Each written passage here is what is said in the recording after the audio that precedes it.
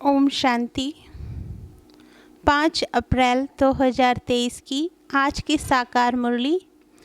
बाबा कहते, मीठे बच्चे, औरों को समझाने की सर्विस करते रहो, ज्ञान धन का दान करो तो अपार खुशी रहेगी, सर्व की आशीर्वाद मिलेगी, बाप की याद भूलेगी नहीं। प्रश्न, बाप तुम बच्चों को रूहानी ड्रिल क्यों सिखलाते हैं? प्रश्न, बाप तुम बच्चों को रूहानी ड्रिल क्यों सिखलाते हैं? उत्तर, पहलवान बनाने के लिए। जितना तुम बाप की याद में रहते हो, पढ़ाई पर ध्यान देते हो, उतना तुम्हारे में ताकत आती जाती है। इसी बल से तुम माया पर विजय प्राप्त कर लेते हो। तुम कोई स्थूल हथियार आदि नहीं चलाते, स्वदर्शन चक्र से माया का गला काटते हो। यह है अहिंसक युद्ध। गीत, बचपन के दिन भुला न देना। ओम शांति। बाबा कहते, बच्चे इस गीत का अर्थ समझते होंगे। बाप करन करावन हार है ना, तो ऐसे ऐसे गीत भी बाबा ने बच्चों के लिए बनवाए हैं। बाप बच्चों को कहते हैं कि बेहद के माता पिता के बच्चे बनकर फिर भुला ना देना। यह याद लंबी है, याद करते ही रहना है। जब माता पिता कहते हैं तो पिता को याद जरूर करना है। माता पिता की याद तो पहले होती है, फिर वर्षे के लिए बाप की ही याद रखनी पड़ती है। लिखा हुआ भी है, डीटी सावरंटी तुम्हारा ईश्वरी जन्म सिद्ध अधिकार है। परमपिता परमात्मा है विश्व का रचता, तो जरूर स्वर्ग नई दुनिया ही रचेंगे। बाप कभी ऐसे नहीं कहेंगे कि हम पुराना घर बनाते हैं, हमेशा नया घर ही बनाते हैं। पुराना बनाने का अक्षर कभी नहीं निकलता। बेहद का बाप भी नई दुनिया ही रचते हैं। अब बच्चे जानते हैं, हम माता पिता से वर्षा पाने श्रीमत पर चल रहे हैं। यह है बुद्धि की यात्रा। वह जिस्मानी यात्राएं तो जन्म जन्मांतर करते आते हैं और घड़ी घड़ी करते रहते हैं। यह रूहानी यात्रा एक ही बार होती है, तो यात्री पंडे को कभी भूल नहीं सकते, अथवा बच्चे माता पिता को कभी भूल नहीं सकते। तुम हो पांडव सेना, सुप्रीम पंडा है शिव बाबा। तुम हो उनके बच्चे। बद्रीनाथ व अमरनाथ पर जाते हैं तो बुद्धि में यात्रा ही याद रहती है। जैसे विलायत से लौटते हैं तो फिर अपना बर्थ प्लेस ही याद रहता है। खुशी होती है कि हम घर जाते हैं। तुम बच्चे भी जानते हो, अपने बेहद घर स्वीट होम में हम जाते हैं। विकर्मा जीत जरूर बनना है, यह बाप ही आकर सिखलाते हैं। कहते हैं, सिवाय याद व योग के तुम्हारे विकर्म विनाश हो नहीं सकते। योग की महिमा बहुत है। प्राचीन भारत का योग गाया हुआ है। पुराने ते पुराना सतयुग है नई दुनिया, तो इस समय पुरानी दुनिया में पुराना योग सिखलाते हैं। योग की महिमा बहुत है। बाप यह योग सिखला कर जाते हैं।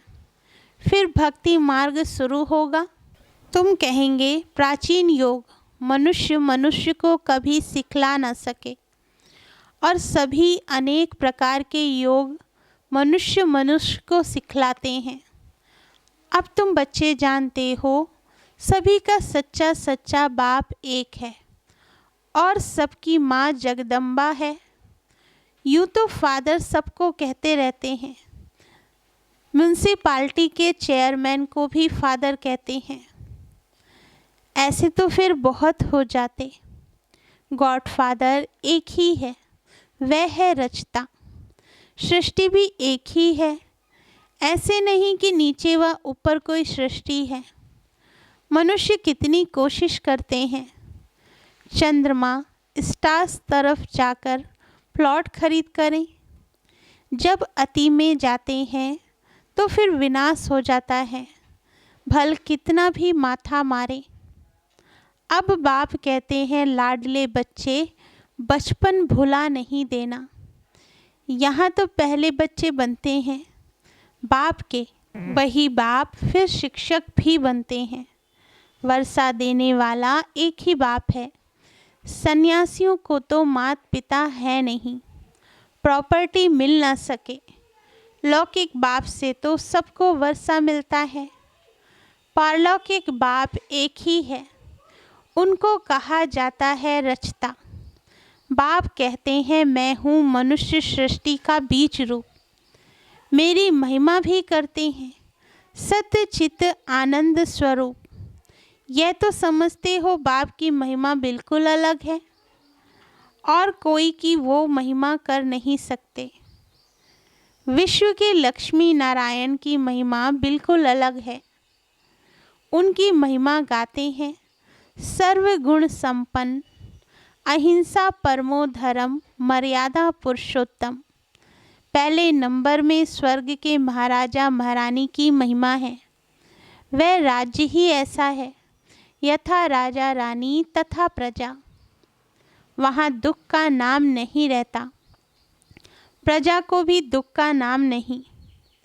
ऐसी दुनिया तो जरूर परमपिता परमात्मा ही रचेंगे। उनको कहा ही जाता है हेवनली गॉड फादर। भल अंग्रेज लोग अक्सर कहते हैं हेवन, परंतु समझते नहीं कि हेवन क्या होता है। भारत ही हेवन था। भारत की बड़ी भारी महिमा है। तुम्हारा दुश्मन है रावण, तुम्हारा बेहद का राज्य गंवाने वाली यह माया दुश्मन है। आधा कल्प से तुमने राजाई गंवाई है। गंवाते गंवाते तुम बिल्कुल ही कंगाल बन पड़े हो। फिर तुमको ही राज्य भाग्य मिलता है, तुमको ही हीरो हीरोइन कहेंगे। एक हीरो हीरोइन, फिर उनकी वंशावली। तुम सभी हीरो हीरोइन बनते हो, अर्थात सारे विश्व पर तुम विजय प्राप्त करते हो। तुम इस समय हीरो हीरोइन का पार्ट बजा रहे हो। सारे विश्व में बाप तुमको हीरो हीरोइन का टाइटल दिलवा रहे हैं। तुम हो शिव शक्ति सेना। तुम जानते हो हम योग बल से स्वर्ग बनाते हैं, फिर स्वर्ग में हम राज्य करेंगे। परंतु माया ऐसी है जो भुला देती है।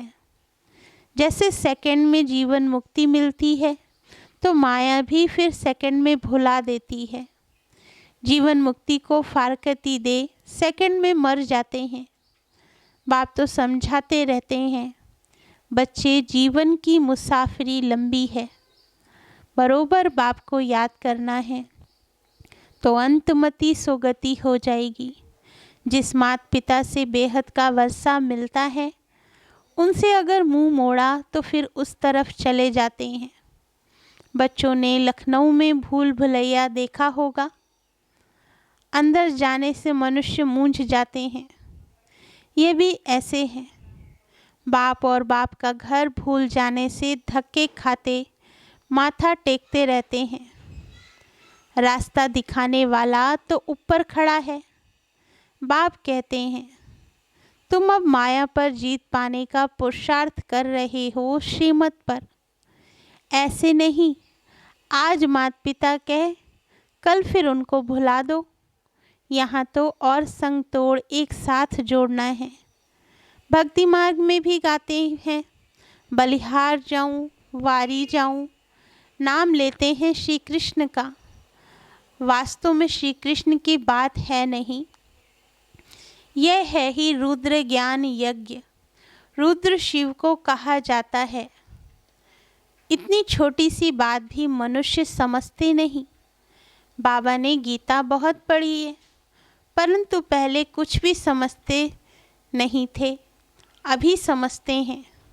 उसमें तो भगवान वाच लिखा हुआ है। इस रुद्र ज्ञान यज्ञ से विनाश ज्वाला प्रज्वलित होती है। रुद्र ज्ञान यज्ञ को फिर कृष्ण यज्ञ कह देते हैं। रुद्र भी श्री कृष्ण का अवतार है, ऐसे कह बात उड़ा देते हैं। अब बाप कहते हैं, मैं तुमको राजयोग सिखाता हूँ, तो जरूर नई सृष्टि चाहिए राज्य करने के लिए। दीपमाला पर लक्ष्मी का आवाहन करते हैं तो कितना सफाई आदि करते हैं। वह है भक्ति मार्ग के रस्म रिवाज। यहाँ तो तुम मनुष्य से देवता बनते हो, जरूर बिल्कुल नई सृष्टि चाहिए। इसके लिए ही पुरानी दुनिया का विनाश होता है। गीता में बिल्कुल क्लियर है, रुद्र ज्ञान यज्ञ से विनाश ज्वाला प्रज्वलित हुई। बाप है ही बेहद की सृष्टि रचने वाला। कहते हैं, बच्चों मुझे बाप को भूल नहीं जाना। आज हंसते कल बाप को भूले तो खत्म, फिर इतना रोना पड़ेगा जो कभी नहीं रोया होगा। बादशाही गवा बैठते हैं, बड़ा घाटा पड़ जाएगा। घाटे वाले मनुष्य की शक्ल पीली हो जाती है। तो बाप कहते हैं, पारलौकिक बाप और वर्षे को भुला नहीं देना।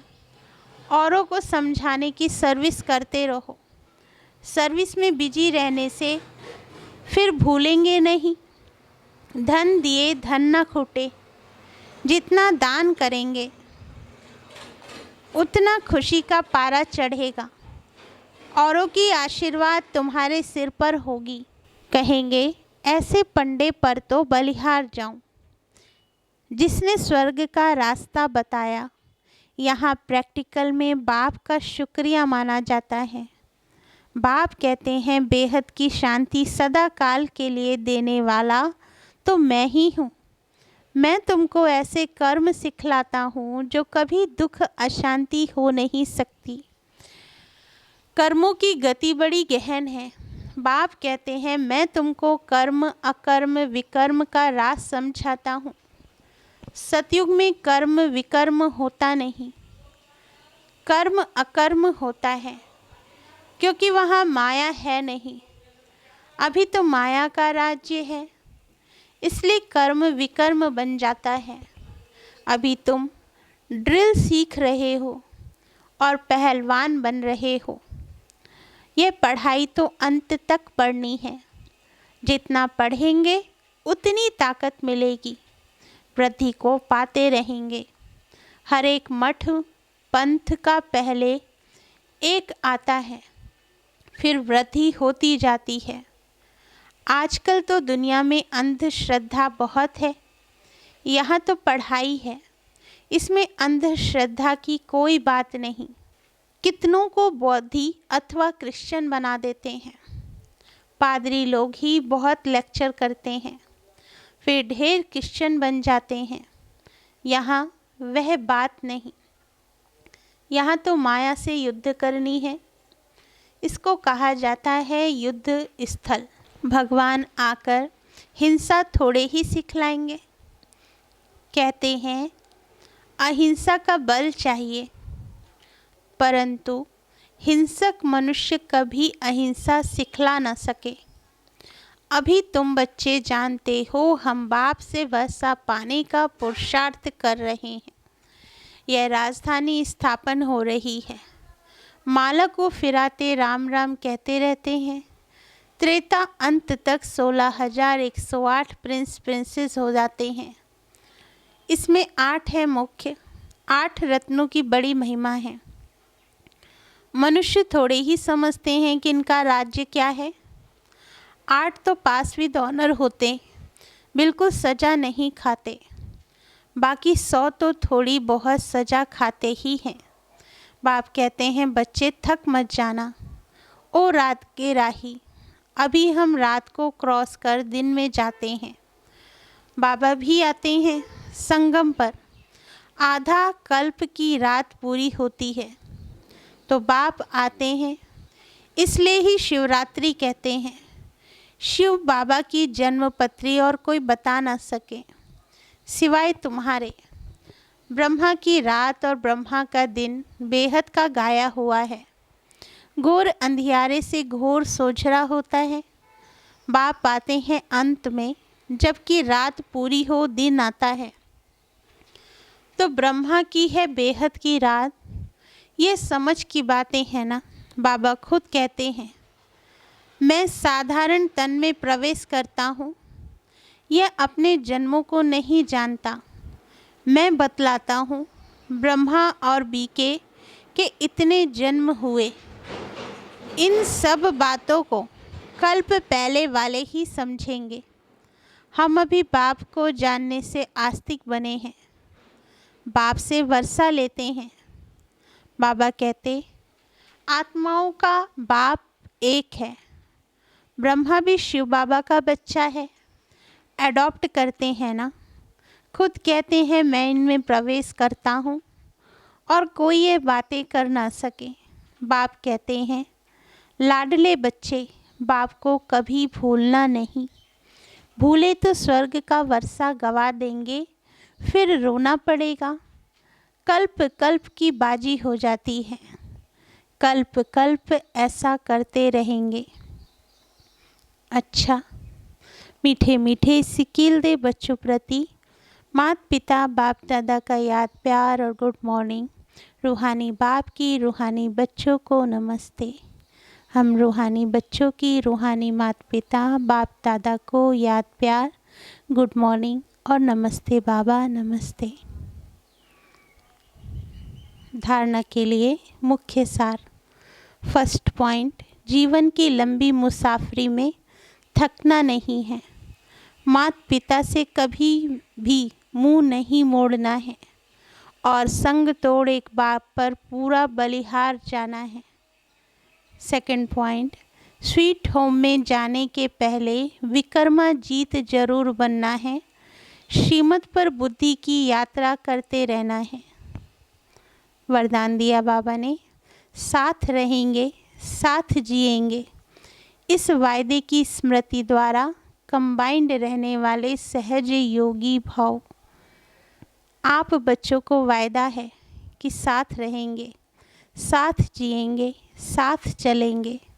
इस वायदे को स्मृति में रख बाप और आप कंबाइंड रूप में रहो, तो इस स्वरूप को ही सहज योगी कहा जाता है। योग लगाने वाले नहीं, लेकिन सदा कंबाइंड, अर्थात साथ रहने वाले। ऐसे साथ रहने वाले ही निरंतर योगी, सदा सहयोगी, उड़ती कला में जाने वाले फरिश्ता स्वरूप बनते हैं। स्लोगन, क्वेश्चन मार्क का टेढ़ा रास्ता लेने के बजाय कल्याण की बिंदी लगाना ही कल्याणकारी बनना है। अच्छा, ओम शांति। मीठे बाबा।